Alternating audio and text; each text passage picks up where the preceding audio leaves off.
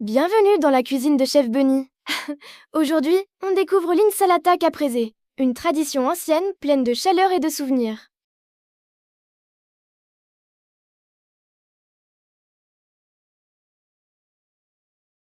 Ciao! Aujourd'hui, je prépare l'insalata caprese traditionnelle, une salade italienne composée de tomates mûres, mozzarella di bufala, feuilles de basilic frais, huile d'olive et une pincée de sel, pour un plat simple, frais et emblématique de la Méditerranée.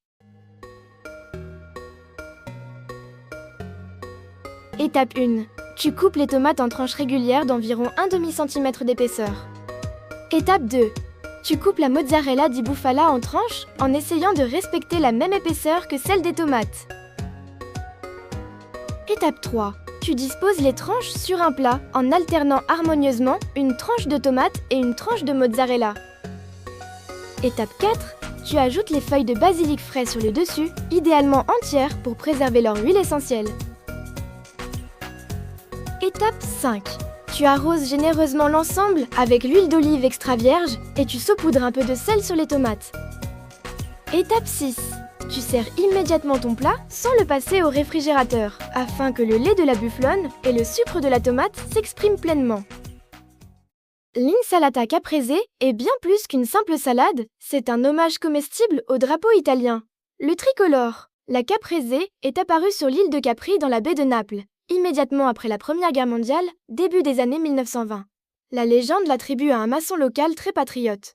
Il aurait assemblé ses ingrédients pour glisser les couleurs de l'Italie dans son pain à l'heure du déjeuner. Le vert, basilic, le blanc, mozzarella et le rouge, tomate. L'histoire officielle retient deux moments clés qui ont propulsé ce plat au rang d'icône. En 1924, le célèbre poète Filippo Tommaso Marinetti a goûté ce plat à l'hôtel Kisisana de Capri. Il a adoré la caprese car elle représentait l'antithèse des pâtes, qu'il voulait bannir pour rendre les Italiens plus vifs. C'était une cuisine fraîche, rapide et moderne pour l'époque.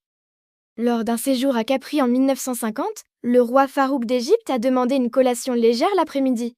On lui a servi un sandwich à la caprese. Sa satisfaction a fait le tour du monde, transformant cette collation locale en un incontournable de la gastronomie internationale. Dans la tradition la plus stricte de Capri, on utilise parfois une pincée d'origan séché à la place du basilic, mais jamais les deux ensemble, et surtout aucun autre ajout moderne.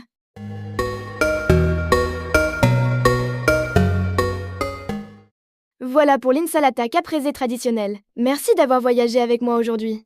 On se retrouve très bientôt pour une nouvelle découverte pleine de douceur. Si cette vidéo t'a apporté un moment de douceur, pense à t'abonner et à la partager autour de toi. Ensemble, faisons voyager les traditions du monde.